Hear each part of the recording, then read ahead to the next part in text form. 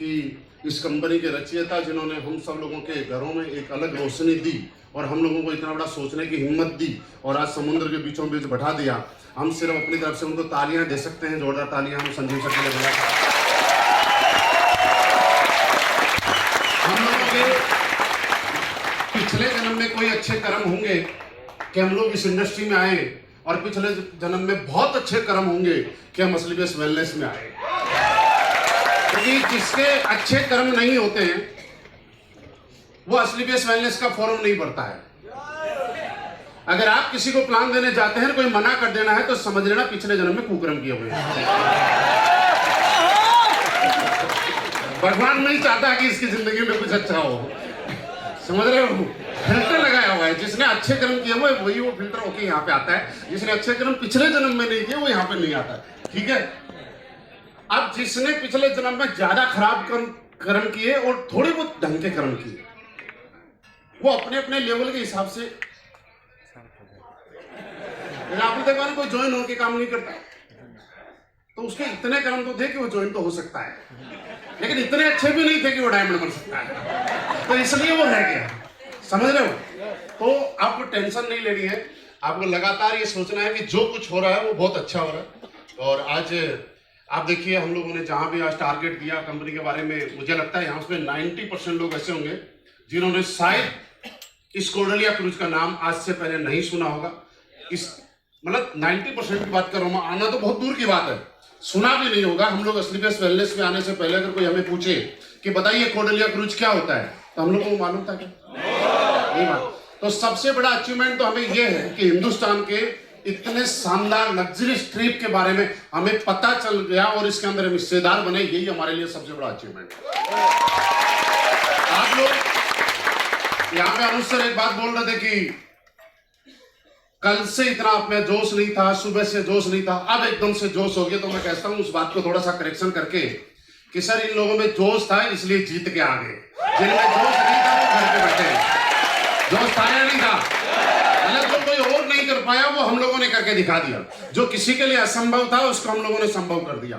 जो कुछ भी नामुमकिन अगर होता, इतना मुश्किल होता, तो शायद एक बार हम लोग नहीं जीत पाते। समझ रहे हैं आप लोग?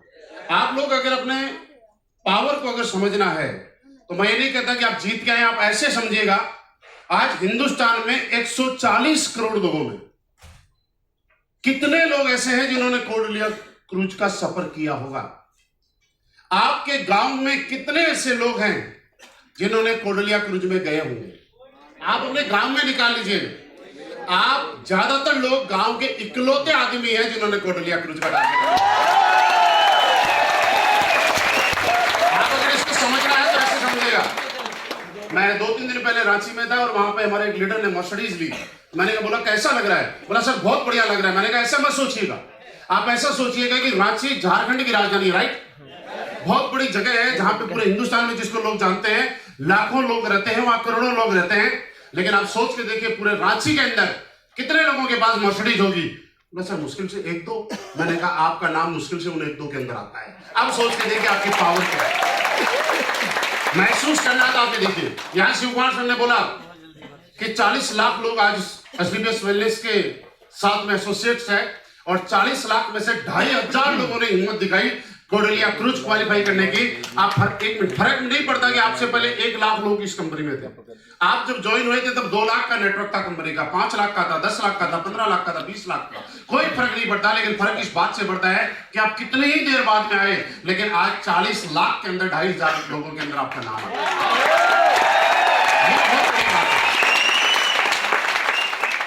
आज इस शानदार ट्रिप के लिए मैं बताऊं कि कंपनी का काम है कि ट्रिप देना, हमारा काम है ट्रिप जीतना।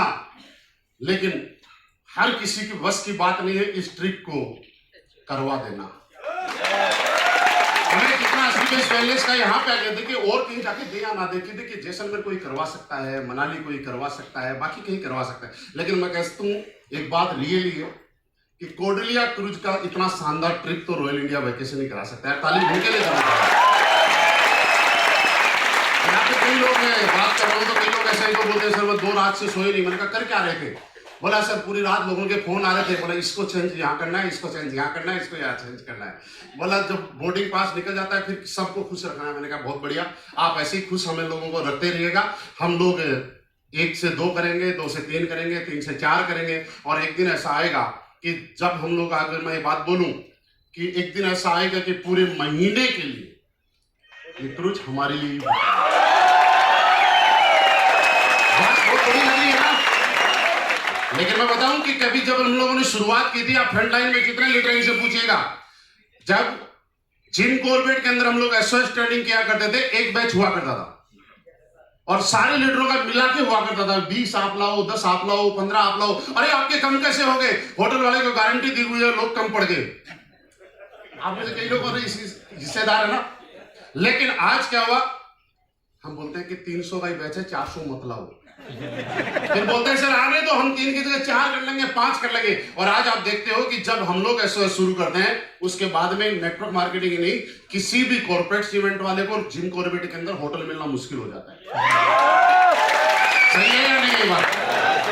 आप लोग ये देखते हैं कि जब हमारी कंपनी का टारगेट आता है तो फ्लाइट का टिकट 4000 5000 का होता है। जैसे हम लोग टिकट करना शुरू करते हैं तो वो टिकट की रेट 5 से 10,000 12,000 15,000 तक पहुंचा देते हैं। मतलब फ्लाइट वाले की औकात नहीं है कि अपनी रेट बढ़ाए, लेकिन हमारी औकात है कि हम स्पाइसजेट एयर इंडिया की भी रेट बढ़ाते हैं। हम लोग अगर कहीं इवेंट करने जाते हैं, कभी एक ताल कटोरा जब पहली बार हमारी कंपनी का हुआ था तो ऐसा लगता था बहुत बड़ी बात होगी। आज हर महीने हर दिन ताल कटोरा भी बुक होता है, आईजी स्टेडियम भी लगातार पैक होता है। वो बात अलग थी कि हम लोग इस बार जवाहरलाल नेहरू स्टेडियम के अंदर तकरीबन 1-1.5 लाख लोगों का प्रोग्राम करने वाले थे, वो परमिशन की वजह से नहीं कर पाए, लेकिन वो भी हम लोग ही पैक करेंगे, हम इसके अलावा किसी और ने हिम्मत नहीं की। आप सोचिए मुश्किल तो कुछ भी नहीं है यार।